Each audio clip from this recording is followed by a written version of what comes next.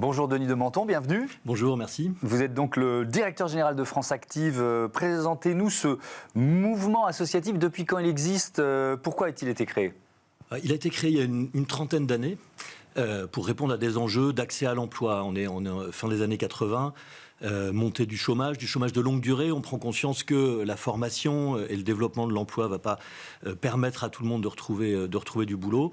Et donc, on crée France Active pour aider des chômeurs à créer leur entreprise et retrouver un emploi de cette manière-là. Et puis très vite derrière, on s'est rendu compte aussi qu'il fallait soutenir les premières entreprises inclusives, c'est-à-dire des entreprises d'insertion qui allaient recruter ces personnes en grande difficulté et qu'elles avaient besoin, comme toute entreprise, de fonds propres, de garanties bancaires. Et donc c'est un mouvement associatif qui fait de l'accompagnement de ces projets et qui a développé des outils financiers pour permettre à ces projets un peu décalés par rapport aux standards économiques d'aller chercher des capitaux tout simplement et du crédit. Et on va expliquer ça évidemment en détail. C'est quoi? Quels sont les principes d'organisation de France Active? Alors, vous l'avez dit, c'est un mouvement associatif. Ouais. Donc, c'est d'abord une base avec 35 associations territoriales. Donc, il y a un maillage territorial. Un maillage, 135 points d'accueil. On couvre tout le territoire national depuis le mois de juin. La Guadeloupe et la Guyane, où on n'était pas, on a créé les deux associations. Donc ce sont des professionnels de la finance, de l'accompagnement d'entreprises, des bénévoles qui sont dans ce mouvement-là. Et puis au niveau national, on a créé donc une association qui pilote l'ensemble, qui sert de centre de ressources pour l'ensemble du réseau, et puis surtout qui a créé des sociétés financières avec des actionnaires privés, avec un appui fort de la Caisse des dépôts, pour pouvoir amener des capitaux et financer les projets qui sont accompagnés sur le terrain. Ça représente combien d'entrepreneurs, entrepreneuses accompagnés depuis la création de France Active? Alors, depuis la création, je n'ai pas compté, mais l'année dernière, avec tous les mécanismes d'accompagnement et de financement qu'on a, c'est 35 000 entrepreneurs qui ont été touchés. En une année? En une année. Ah oui. Forte croissance. Alors bien sûr, 2021, on a eu... on a surtout passé du temps à essayer de soutenir les entrepreneurs qu'on avait en portefeuille, comme on dit, mais une très très forte reprise dès 2022. Et là, on est parti pour continuer la croissance et accompagner ce mouvement d'entrepreneuriat engagé, comme on l'appelle, qui traverse la société. Ce sont des toutes petites entreprises, forcément. C'est beaucoup de commerce. C'est quel type de... Ça doit être très très varié quand on parle de 35 000 entrepreneurs. Bien sûr. Quand on a des demandeurs d'emploi, parfois avec faibles moyens, des historiques un peu compliqués, qui créent leur propre entreprise, c'est très souvent leur propre emploi. Et puis c'est donc 1,5 emplois en moyenne en démarrage. Et à 3 ans, 4 ans, c'est le double. Donc c'est aussi des très petites entreprises, mais qui ont un potentiel de création d'emplois. Et puis du côté de l'économie sociale et solidaire, ou des entreprises à impact, comme on les appelle également, là on peut avoir des projets beaucoup plus importants, soit en phase de création, soit dans des phases de développement, de changement d'échelle. On essaye aussi d'accompagner ça. Donc là, c'est des dizaines de salariés, parfois des centaines. Comment ça se passe? J'imagine que ces hommes, ces femmes déposent un dossier. Comment vous les sélectionnez? Est-ce que vous avez quand même en tête la rentabilité potentielle ou la pérennité du projet avant de les accompagner?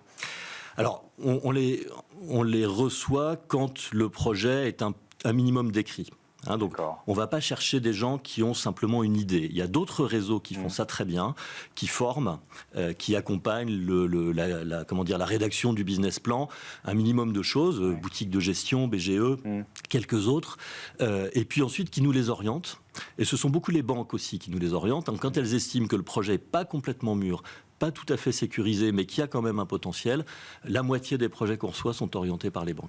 Et à partir de là, nous, on fait notre travail. Donc, ce sont les salariés des associations territoriales, les bénévoles, qui vont travailler sur le plan de financement et la meilleure manière de financer le projet. Est-ce qu'il faut aller chercher un peu de crédit, un peu de fonds propres? Quels sont les dispositifs d'aide qu'on va pouvoir caler dans le plan de financement, etc. Est-ce que ça veut dire que les banques n'iraient pas toutes seules d'une certaine façon? C'est souvent cette mécanique qui se met en place? Bah oui, on ne serait pas là. On a des concours publics pour faire ça, notamment des dotations de garantie. Notre société de garantie, on en dira un mot, donc elle est à capital privé. Mais c'est l'État, ce sont les régions, c'est l'Europe qui nous soutiennent pour doter des fonds de garantie. C'est pas pour voler au secours de la victoire, c'est pour aller chercher des projets qui sinon ne passeraient pas dans les canons habituels des banques. Toutes les banques sont au capital de France Active Garantie, donc elles jouent le jeu. Et donc, c'est bien sur cette frange de public en difficulté qu'on travaille. Vous avez annoncé fin mai une triple levée de fonds, montant global 220 millions d'euros, 10 millions d'euros pour l'association nationale, 10 millions d'euros pour la société de garantie, 200 millions pour la société d'investissement. Alors, il faut ça donne un peu ce qui est effectivement l'organisation. Pourquoi une triple levée de fonds? Expliquez-nous. Alors, chacune des structures de notre mouvement a sa raison d'être et puis sa forme juridique.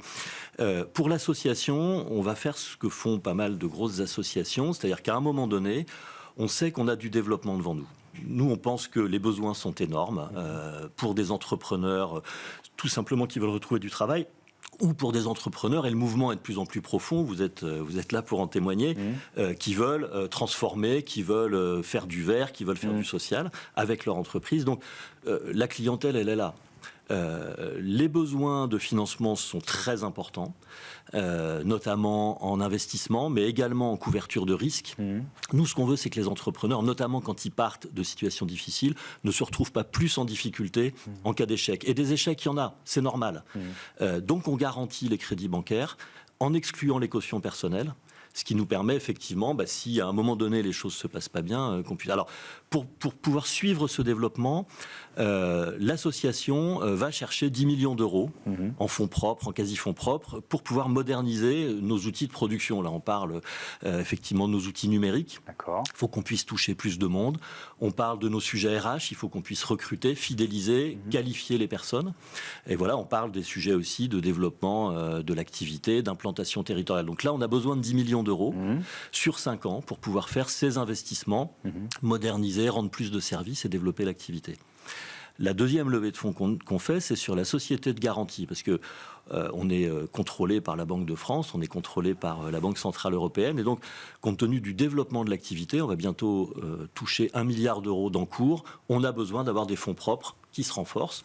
Donc, on va faire appel à tous nos actionnaires actuels, c'est-à-dire tous les partenaires bancaires, la Caisse des dépôts, pour ramener 10 millions d'euros supplémentaires dans le capital de France Active Garantie.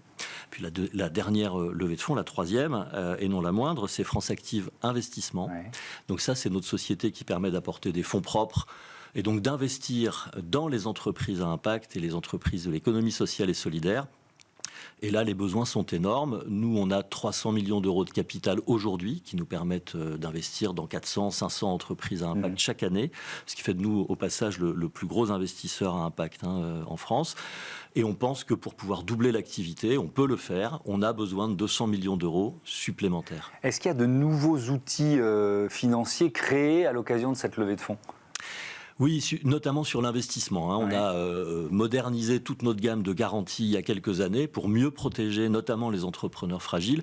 Là, l'innovation, elle va surtout se porter sur ce qu'on peut faire en matière d'investissement dans les entreprises solidaires et à impact. On va allonger les durées de nos prêts participatifs, on va allonger un certain nombre de différés. On va continuer à travailler sur des titres associatifs, sur des titres participatifs, c'est-à-dire des choses qui permettent de toucher des entreprises qui ont des formes juridiques adaptées au social. Et puis, voilà, quelques innovations. Une d'entre elles, c'est des prêts à impact qui vont nous permettre d'ajuster les intérêts à mi-parcours sur l'impact social ou l'impact environnemental de l'entreprise. Voilà, donc là, on va dire faire coller notre ingénierie financière vraiment aux objectifs socio-environnementaux de l'entreprise. Donc à des objectifs extra-financiers. Absolument, oui, absolument. Donc on a nos taux d'intérêt qui sont plutôt modérés, parce qu'on touche effectivement des entreprises qui privilégient l'impact et qui ont donc des rentabilités un peu inférieur à ce que pourrait avoir une entreprise plus classique. On cherche, nous, à ce que les entreprises soient rentables, se développent. Le sujet, c'est pas d'être sur du zéro. Mais donc, on ajuste nos taux d'intérêt.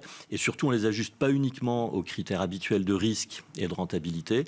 On les ajuste aussi à la baisse dès lors que les objectifs d'impact sont remplis. Est-ce que c'est un nouveau modèle c'est un ancien modèle économique qui est en train de s'imposer et de devenir le nouveau? Vous voyez ce que je veux dire? Nous, on pense qu'on renoue, c'est aussi pour ça qu'on travaille avec tout le secteur financier main dans la main.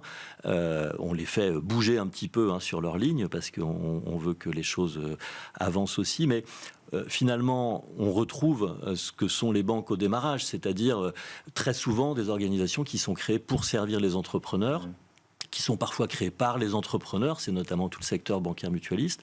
Et puis du côté de l'épargne, puisque c'est vraiment sur cette ressource d'épargne solidaire qu'on va chercher la levée de fonds sur France Active Investissement, eh ben on essaye de renouer avec, un peu plus de volonté de la part des épargnants. On ne confie pas son argent à la sphère financière que pour des critères classiques de rentabilité, de risque, etc., ou de liquidité.